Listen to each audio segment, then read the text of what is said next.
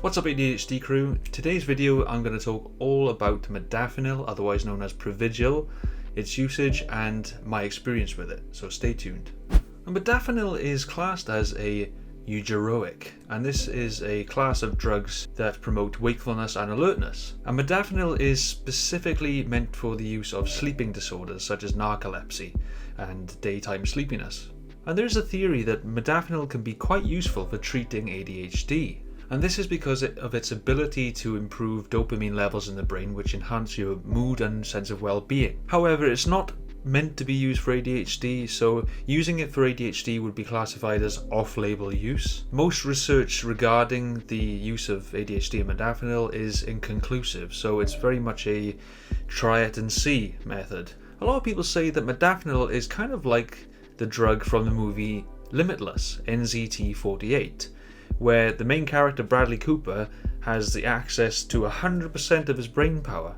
However, I don't think it's quite as miraculous and magical as this drug, but I can see why people think it's quite similar. How it works is not entirely clear, and it could be related to the sleep cycle, and the long-term safety of modafinil hasn't really been determined by science. So first of all, it was introduced in 1998 in the United States, and the FDA classify it as a Schedule 4 controlled substance. And in the United Kingdom, where I'm from, it's prescription only. The good news about modafinil is that the dependence and addiction rates of modafinil are pretty low, so you're probably going to be alright with that unless you've got a history of drug addiction. And even large-scale studies have shown no real evidence of tolerance in therapeutic dosage, even at prolonged use. Some people might say that modafinil is classed as a nootropic, which is otherwise known as a smart drug. So this is why you'll see a lot of people like students and people who work night shifts or long hours in the military taking modafinil, but the only problem is they tend to abuse it because of its ability to stay awake and be productive. So if you get yourself some modafinil, they'll typically come in dosages of 100 milligrams or 200 milligrams. I first tried modafinil at 100 milligrams and it didn't really have an overwhelming effect. It was very subtle, so I was quite disappointed actually. So after that I increased the dose. I had 200 milligrams and I found that was pretty powerful. So what are the common side effects? You're likely to experience things like anxiety, insomnia, nausea and headaches. And there are even some more serious side effects that are rare but still something to consider.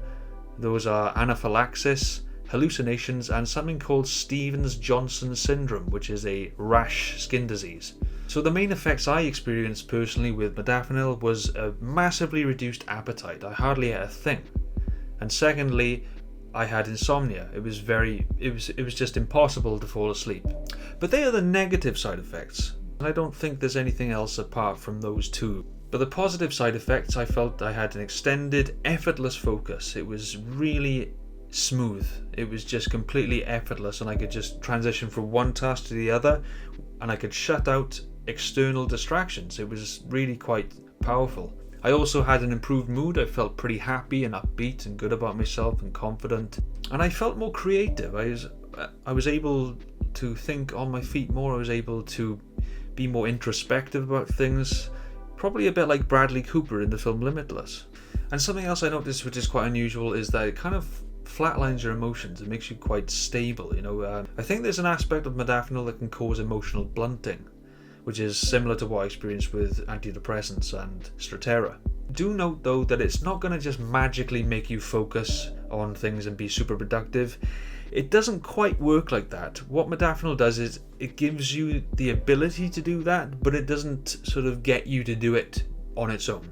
So don't expect to be super productive and focus on things that you need to be focusing on this drug alone, because you need to do that yourself. If you just go into the mindset of, I can just take modafinil and I'll just be super productive, wrong.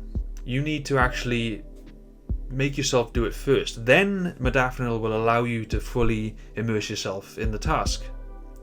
So you need to be careful, if you're going to take modafinil, you don't want to be doing the same old procrastination habits like playing video games, because all you're going to do is just end up having insane hyper focus on all the wrong things, and you're still going to waste your time. So be smart about taking modafinil. Use it to your advantage. An important question to ask is, can you take it with other stimulant medications? And I would say I would not advise it, because two reasons. Mainly because it's largely unknown what the risks and side effects are, but modafinil can increase concentrations of certain medications in your system. It can increase the speed at which certain medications are processed, so I would say you're putting yourself at risk of some harmful side effects if you're going to be taking any other drugs alongside. So if you're really curious to know about the interactions of certain drugs, you can check it on the link below. So just be careful. And the other point is that if you do combine medications, you're likely to be awake for days, because two stimulants and modafinil, you're just putting your mind into overdrive. It's far too much. So if you can get modafinil, take it sensibly. Don't take too much to begin with. Try 100 milligrams to start out with. That's what I did. And I only took it for a week just to give it a trial and error. But I didn't really find it any better than Concerta. It's just different. Thanks for joining me, guys. Make sure to hit the subscribe button if you haven't already, and give us a like. And I'll see you next time. Bye.